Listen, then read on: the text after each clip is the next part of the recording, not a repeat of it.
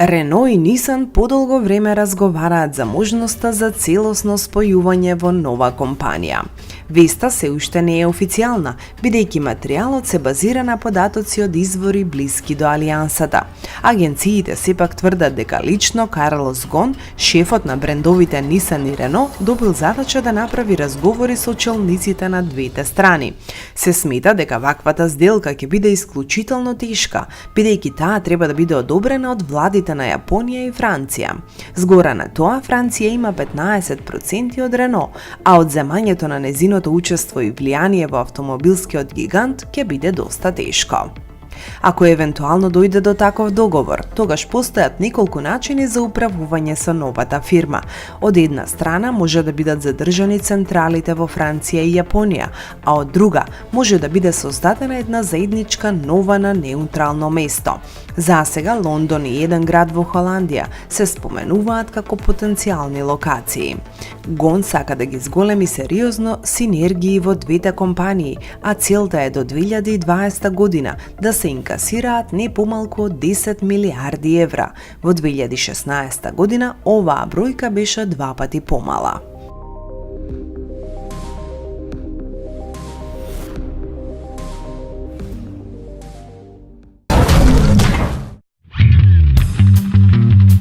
Европската асоциација на производители на автомобили очекува сериозни пазарни проблеми поради излазот на Велика Британија од Европската Унија.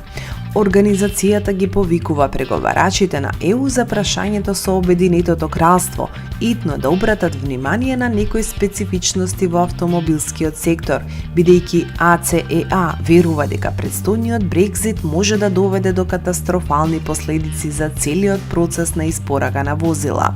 Во официјалното соопштение се вели дека во Сдруженијето сакаат да знаат под кои услови ќе можат да продаваат автомобили по напуштањето на Велика Британија на Унијата, како за британските автомобили во Европа, така и произведени во земјите од Европска Унија на пазарот на островот.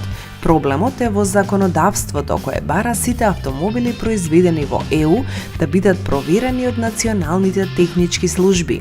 Автомобилите мора да се усогласат со релевантните безбедносни и еколошки сертификати кои важат за сите земји на ЕУ. Представниците на организацијата се на мислење дека земјите од Европската Унија и Велика Британија мора да ги прифатат потребните документи и со тоа да ги усогласат стандардите за емисии. Специјалистите од АЦЕА сметаат дека по Брекзит е сосема можно да се воведе царини, кои ќе ги поскапат автомобилите од Европската Унија при нивната продажба на островот, со што ќе го успорат нивното производство.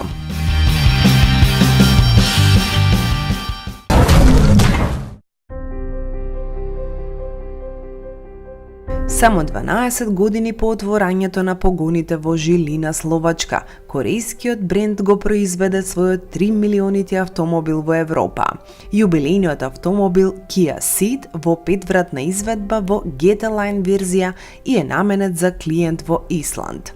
Возилото е опремено со 1.0 бензински турбомотор со систем за директно вбрезгување на горивото кој развива 120 конски сили.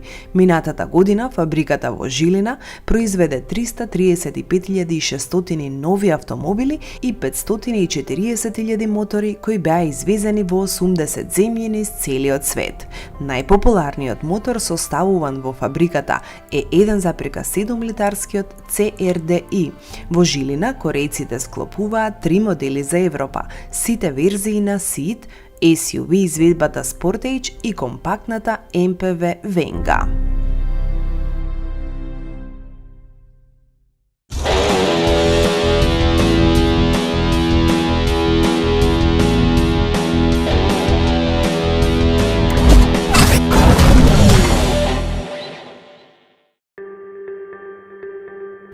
Факт е дека со неколку нови објекти пред секатните гаражи, адаптирањето на голем број површини во Скопје, како и воведувањето на неколку програми и начини во наплатата, во последниве неколку години се регулира на поадекватен начин паркирањето во македонската метропола, но постојано како да недостасува уште простор, што доведува до поголеми финансирање од страна на институциите што стопанисуваат со оваа дејност и бара нови инвестиции. Во градот Скопје Скопје со оваа дејност стопанисуваат повеќе компании, но секако водечка е јавното претпријатие Градски паркинг, која постојано работи на подобрување на услугите, понудата, системите, за да им излезе во пресрет на граѓаните, но како и други дејности и овде има одредени недостатоци, за кои велат во оваа институција дека постојано работат на нивно елиминирање, но за сето тоа се потребни нови вложувања и инвестиции, па затоа сметаат дека е неопходно зголемување на цените на паркинг часот. Нивните анализи велат дека во моментов македонскиот граѓанин плаќа најевтин паркинг час во споредба со метрополите во нашето опкружување Софија, Белград, Солун, Тирана, а да не правиме споредби со поголемите метрополи.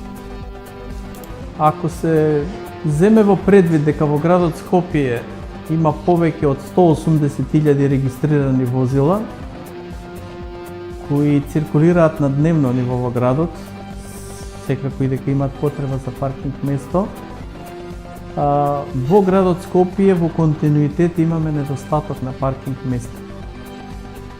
Сметам дека ние како градски паркинг со вкупна расположливост повеќе од 8.000 паркинг места не сме во можност да ги задоволиме потребите на возачите и поради тоа и ние како градски паркинг и градот Скопје во континуитет се стреми за да направи можност повеќе за да се зголемат овие места.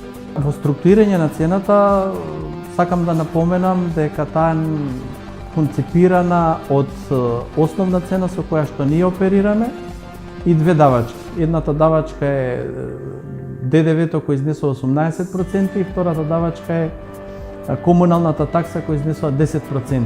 Чисто да симулирам, ако има 45 денари час паркирање, значи дека од прилика 15 денари отпаѓаат на овие две давачки, а само со 30 денари ние оперираме. Тргнувајќи од фактот дека потребата за паркинг места е се поголема, дека цената е поприлично ниска според нашите пресметки што ги изработивме во предпријатието, сметам дека цената за паркирање по час треба да се зголеми од повеќе причини. Прво, предпријатието има во голем дел трошоци за одржување, сакам да ги напоменам и двете катни гаражи, но исто така целта и идејата е да централното градско подрачје според нашите предвидувања треба да биде порастеретено од преголем наплив на возила. Ние сме во фаза на изготвување на финални пресметки според кои би требало да се води ценовникот на ЈП Градски паркинг и на крајот последниот збор го има Советот на градот Скопје дали тие предлози наши ги усвои или не. Во катните гаражи најголемиот дел на одржување не отпаѓа на одржување на инфраструктурата и на системите, како и издатоци кои имаме тековно за електрична енергија. Во делот на електромобилноста како проект кој што го поддржува градот Скопје, ние како градски паркинг во повисока мера го практикуваме и го реализираме.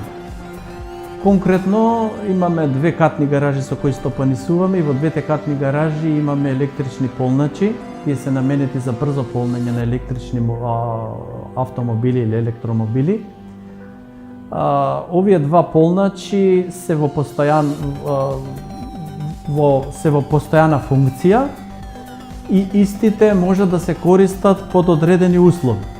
Што значи треба возачот да биде имател на full electric возило. Тука не спаѓаат хибридните возила. И овие full electric возила можат бесплатно да бидат наполнети кај нас и за периодот за кој што се полнат, од прилика 2 часа, паркирањето е бесплатно.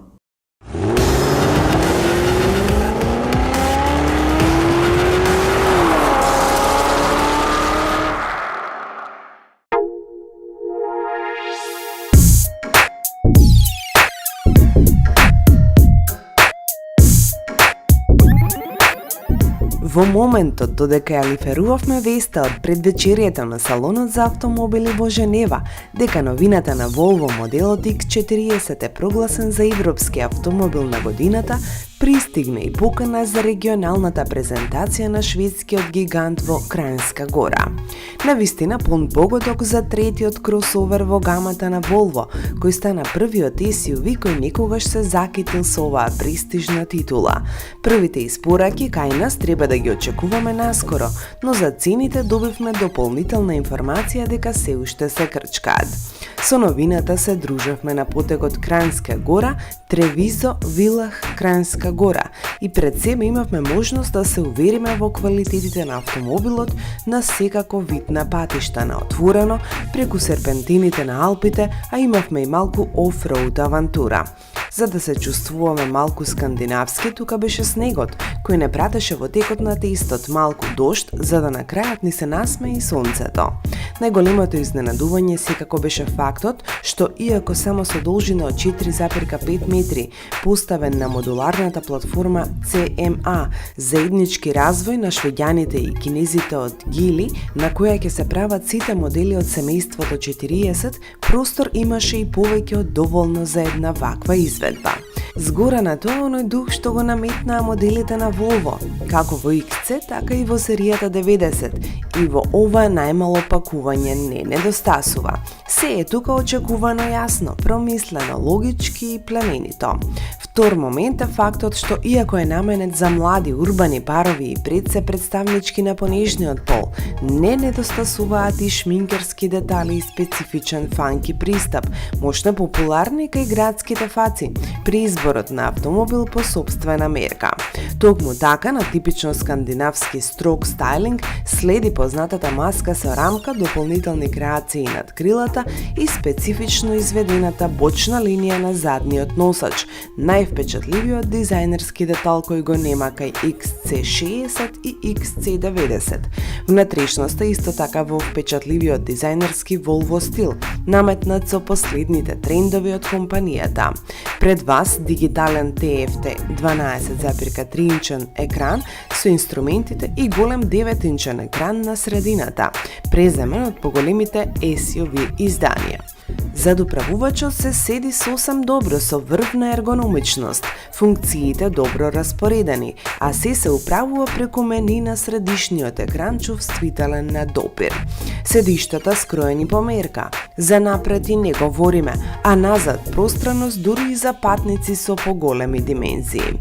Полно ладички, джипови за дребули, фиоки под седиштата, бежичен полноч за телефони и багажник од 460 литри кој не остава место за критика по прашање на практичност. Што се однесува до технолошките решенија и тука плафон. XC40 во склад со скандинавската филозофија за сигурност пристигнува со многу системи, можност за поврзаност и инфотейнмент, па несомнено ова е еден од најдобро спакуваните компактни изданија. Функциите за асистенција на возачот вклучуваат Pilot Assist, City Safety, состав за спречување на излегување на патеката и заштита, систем за предупредување за возила кои ви доаѓаат во пресред со поддршка при сопирање, 360 степени камера која помага при маневрирање во тесен простор. Освен овие поволности, вреди да се напомени и фактот што купувачите може да го персонализираат својот XC40 со различни бои на каросеријата и покривот, со неколку пакети во стилот на Air Design, како и да изберат филни со големина од 17 до 21 инч. Во агрегатската понуда на стартот се 2 бензински и 2 дизел мотори. Ние на располагање го имавме во Кранјска Гора 2-литарскиот дизелски D4 со 190 конски сили, кој добро знае да повлече во сите режими на управување. Во спрега со познатиот 8-степен автоматски менувач, кој кај овој модел добие електронско управување наместо механички од рачката. Преносот беше преку познатиот систем за погон на 4 тркала на Volvo. Нивото на опрема беше Momentum. Топ верзијата е бензинскиот модел модел T5 со 2-литарски турбо со 247 конски сили, 4x4 и автоматски менувач, а во нашите салони очекуваме понуда и на D3 со 150 конски сили, T3 со 156 конски сили, преден погон и мануелен 6-степен менувач кој ќе имаат мощна и достапна цена. Volvo XC40 ќе се обиде да преземе дел од колачот кој го делат Range Rover Evoque, Mini Countryman, Audi Q3, Jaguar и Pace. А Дути има и малиот аристократ и заслужува место во елитата. Нашите колеги при изборот на европскиот автомобил на годината за 2018 навистина не изгрешиле во одлуката.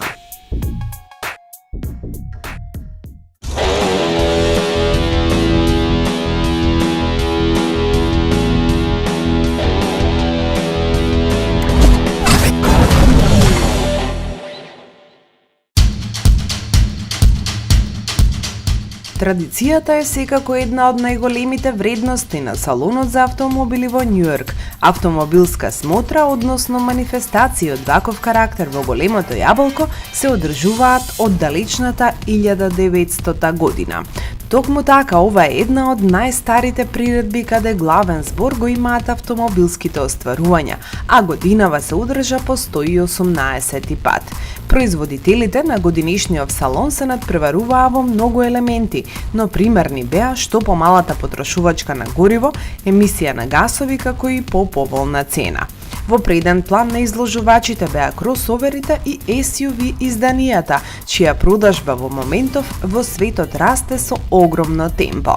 Карактеристично за американците, апостроф беше даден и на лимузинските изданија, односно седаните.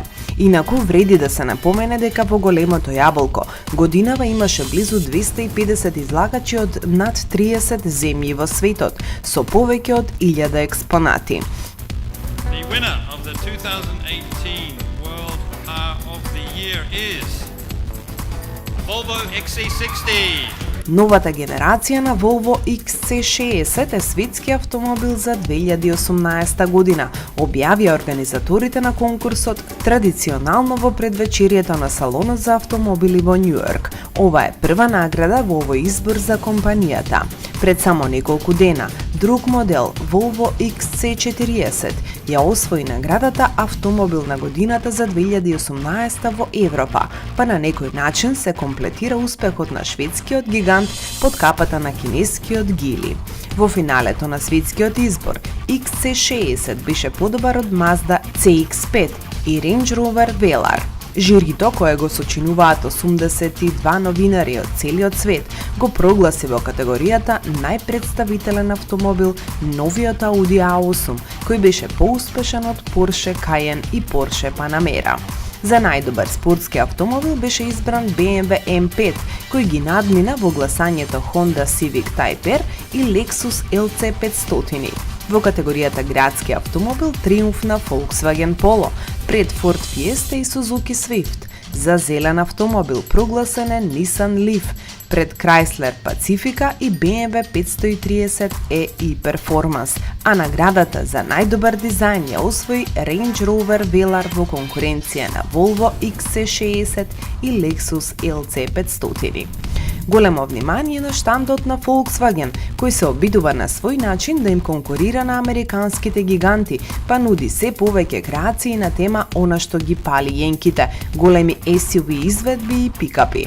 Германците во Jacob Javits Center се представија со два концепти врз база на мощно прифатениот модел на овој континент Atlas, изведбата Cross Sport и пикапот Tanoa Concept. Доколку би се нашол во производството Tanoa, ќе им конкурира на Honda Ridgeline, Chevrolet Colorado, Toyota Tacoma и идниот Ranger, кој се враќа во палетата на Ford по 8 годишна пауза.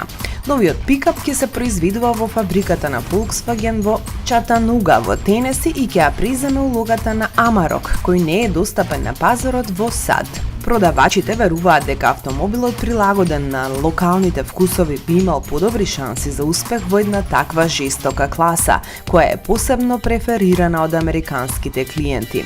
Cross Sport е модификација која ќе се нуди со 7 седишта и поагресивни елементи од стандардната верзија.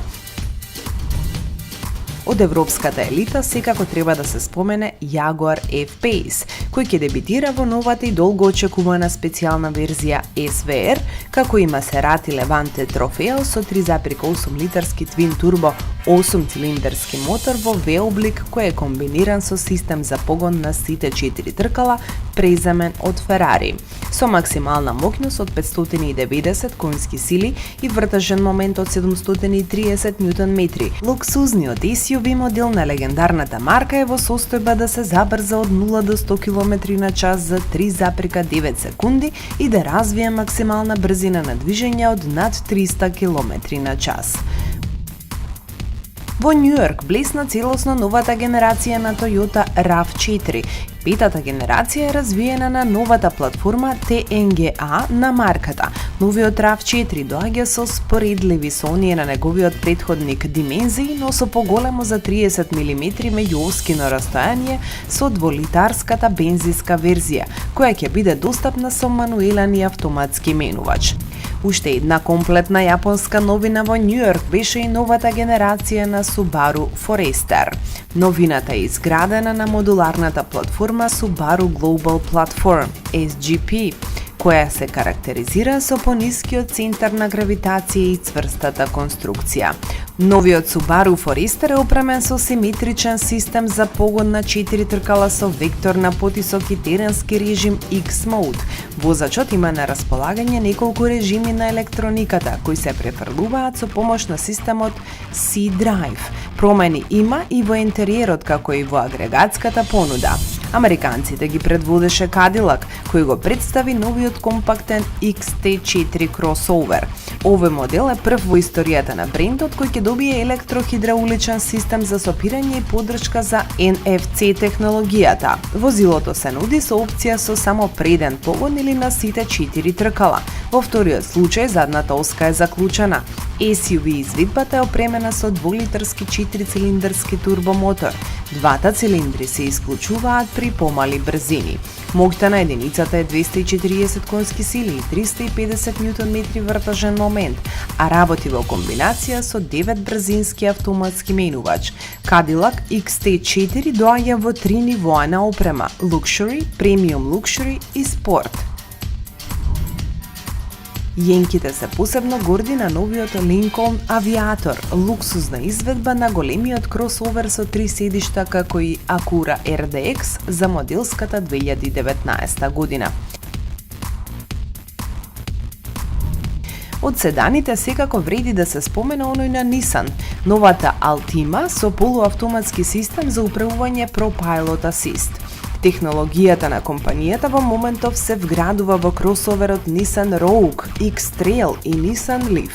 Електрониката има способност да го управува автомобилот на самиот пат, да го контролира управувачот и педалите за газ и сопирачки. Освен тоа, возачот секогаш е должен да ги држи рацете на управувачот. Судејќи според претходната скица на дизајнот, новиот Nissan Altima седан ќе биде изграден во стилот на прототипот V-Motion 2.0 концепт, презентиран во Детройт во 2017 година. Honda го препорудува легендарниот модел Insight, развиен на платформата на 10-та генерација на Civic, кој ќе се нуди во 3 нивоа на опрема, па дури основната верзија ќе располага со целосно диодни светла напред и позади, 16-инчни алуминиумски тркала, ретровизори со грејење, стартување на моторот со копче. Погонскиот систем на Honda Insight 2019 е составен од 1,5 литарски бензински агрегат, електромотор и литиум-јонски батерии блок, а вкупната максимална моќност е 151 конска сила. Системот му овозможува на возачот да избере помеѓу 3 главни начини на работа: нормал, екон и спорт. А на управувачот има посебно копче што дава можност за избор меѓу 3 нивоа на регенерација на собирање на енергија. На крајот секако и за најубавиот модел на годинешново издание во Њујорк, концептот Genesis Essentia. Ова е првиот целосно електричен автомобил на брендот, а неговата каросерија е направена од јаглеродни влакна. Внатрешноста на концептот ја демонстрира умешноста на дизајнерите на компанијата, а во неа се комбинирани природна кожа, специјални конци за рабовите, карбон, алуминиум и направени од други композитни материјали многу други елементи. Батерискиот модул на Genesis Essentia концепт е интегриран под централниот тунел на автомобилот.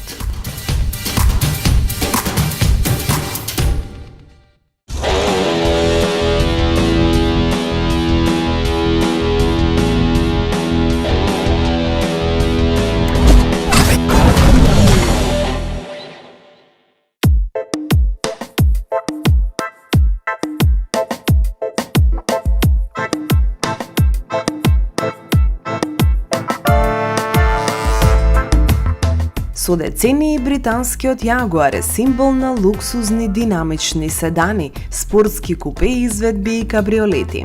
Но со оглед што последните години во тренд се кросовери и SUV остварувања, чија продажба расте со неверојатно темпо, а со своји изведби на ова поле се појавија престижни компании како Porsche, Bentley, Maserati, Lamborghini и во Јагуар решија да понудат своја дут во ова друштво. Пред 2 години блесна изведбата F-Pace, која постигна огромен успех и е меѓу најзаслужните за зголемување на продажбата на Јагуар неколку пати, за привлекување на нови клиенти на брендот и сериозно зајакнување на позицијата на компанијата. Затоа беше сосема логично да биде развиен уште еден нов модел во Јагуаровиот спектар E-Pace, а во согласност со трендовите тој е покомпактен од F-Pace и ценовно многу подостапен. И секако да нема забуна да разјасниме бидејќи многу не прашаа. Буквата овде не е за автомобилна струја, туку ја означува големината F и J, а она Pace е за обликот на каросеријата, поточно дека станува збор за SUV, X е за лимузините, Type е за купе изданијата и кабриолетите. Да, Јагуар и Pace е ценовно поприфатлив, но треба да се потенцира дека ги има сите предуслови за освојување на срцата на младите потрошувачи, со шармантниот дизајн, луксузен интериер, динамички мотори, спортско возење, стабилно однесување на патот и високо удобно управување. Во голема мерка, прифатливата цена се должи на фактот дека Јагуар и Pace е создаден врз основа на популарниот Range Rover Evoque и со тоа се намалија трошоците за развивање нова платформа. Имено, за разлика од другите изведби од британскиот бренд, кои имаат алуминиум во конструкцијата, овде се типува на високо квалитетен челик. Според дизајнот, новиот Јагуар и Pace е типичен представник на брендот, носејќи ги современите специфични детали како што е широката решетка на ладилникот и големите доводи за воздух во предниот браник, кои се едноставно превземени од поголемиот брат. Новите конусни предни фарови му додаваат сепак оригиналност, како и LED светлата кои се во L облик и се постојано активни во текот на денот. Во задниот дел имаме одредено закосување, со силно наклонетото задно стакло покриено со голем спойлер. На капакот на багажникот се истакнуваат тесните светла, познати и од најновите модели на Јагуар. Во исто време, компактен SUV се разликува од својот постар брат со својот аркаден покрив и кратки препусти на каросеријата кои го прават Јагуар и Pace уште повпечатлив, па постојано ги лепеше погледите на ненамерниците додека се движевме низ скопските улици. Кокпитот на Јагуар и Pace е скроен по терк што го диктираат седаните, купеата, односно има директна сличност со другите модели на марката. Управувачот има мал диаметар со 3 краци кои имаат фини алуминиумски апликации. Светлото во дневната соба е целосно LED. Пред погледот на возачот е позициониран 12,3-инчниот дисплеј со течни кристали, на кои се прикажани брзиномер и мерач на вртажи. На врвот на централната конзола се наоѓа 10-инчниот екран на допир од новиот мултимедијален систем, а под него се големите кружни регулатори на климатизацијата со мали монитори која покажува избраната температура. Копчињата за насочување на воздухот се наоѓаат во линија.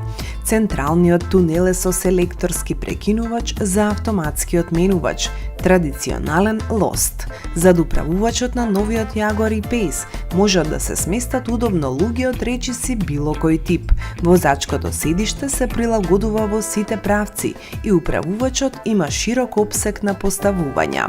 Тесното задно стакло можеби не дава добар преглед наназад, но камерата за рикверц компензира се. Закосената линија на покривот го ограничува просторот на вториот ред седишта, но и покрај тоа има доволно простор над главите за патници со висина до 1,90 м. Простор за нозете исто така има сосем доволно. Волуменот на багажникот е 577 литри, а со преклопени задни седишта достигнува 1234 литри. Поголем дел од тестот го минавме низ градските улици и го користавме еко-режимот. Дури и во него, автомобилот реагира многу нежно на педалата за газ. Во режимот комфорт разликите се незначителни, но E-Pace дефинитивно се вози помеко. При динамичниот спортски режим, 2-литарскиот турбодизел мотор од семејството Ingenium со 150 конски сили работи на повисоки вртежи и педалата за газ е многу почувствителна. При непречено забрзување 9-степениот автоматски менувач доволно брзо префрла нагоре, а при нагло притискање на сопирачката семнува многу побрзо неколку брзини надолу. Дизел моторот има доволно моќ за да може E-Pace да стартува од место, а во исто време го забрзува динамично компактниот SUV и при претекнување. До стотка вака спакуваната опција забрзува за 10,5 секунди, а максималната брзина е 193 км на час. Кога се вози балансирано, потрошувачката е во рамките на 7 литри на 100 км, но ако возите поагресивно, таа може да помине повеќе од 10 литри на 100 км. Вреди да се напомене дека дури и при големи брзини, изолацијата на бучавата е пристојна, а во внатрешноста ги слушате непречено посакуваните тонови од аудио составот. Чувствителниот управувач ви овозможува да управувате со Jaguar E-Pace директно, па дури и спортски. Управувањето е сосема предвидливо, иако повратните информации помеѓу предните тркала и управувачот понекогаш се премногу акутни. Особено јасно тоа се чувствува при високи брзини над 100 км на час, кога и најмалата грубост на коловозот се пренесува кон рацете на возачот. Широката трага на автомобилот придонесува за стабилно држење на патот во свиоците и овозможува да се минуваат непречено и со поголема брзина. Во дадени ситуации одлично реагира погонот на сите 4 тркала AVD, кој автоматски го дистрибуира моментот така што автомобилот добива поголема управливост, а тоа се чувствува особено ако сте надвор од асфалтот. Подпирањето е прилично цврсто, а оддалеченоста од подлогата од 20 см овозможува да се справи со леснотија со нерамнините. Тестниот модел имаше систем за стрмно спуштање, овозможувајќи да се надминат сложени делови од патот. За вака спакуваната изведба треба да издвоите 57.564 евра. За споредба, оваа цена е секако многу повисока од автомобили како Nissan Qashqai, Volkswagen Tiguan, Peugeot 3008, но сепак во рамките на конкуренцијата од премиум сегментот. Факт е дека за секоја мачка треба да се одврзе кесето, која има што и да понуди, па така и со оваа.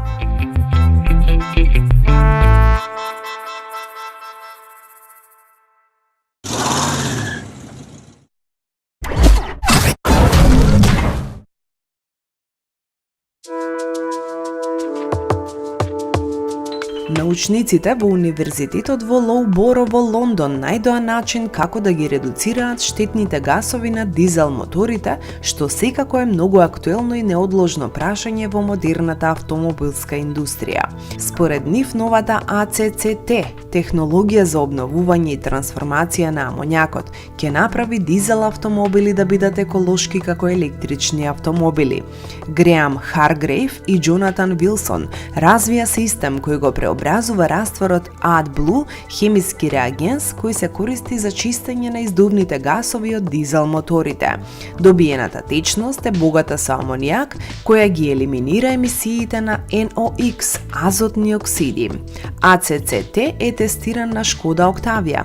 Тестот покажа дека новиот систем абсорбира 98% од емисиите што ги емитува дизел моторот, додека сличниот сооднос само со AdBlue достигнува 60%. На овој начин, АЦЦТ е скоро двојно поефикасен кај сегашните Евро 6 системи. Научниците забележуваат дека со поддршка и финансирање на развој на овој систем, по 2 години подоцна, деамонизацијата на дизел моторите ќе биде заборавена. Во оваа фаза, многу глобални автомобилски компании веќе преговараат со програмерите.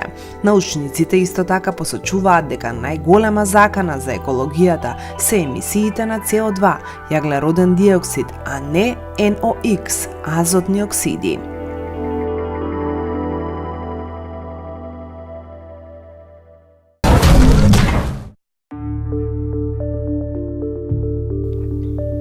Тројца водечки производители на автомобили во Европа, BMW, VW и Renault, предупредија дека новите постапки за тестирање на емисиите на мотори кои се воведуваат во Унијата ќе имаат негативно влијание врз производството и нивната финансиска работа.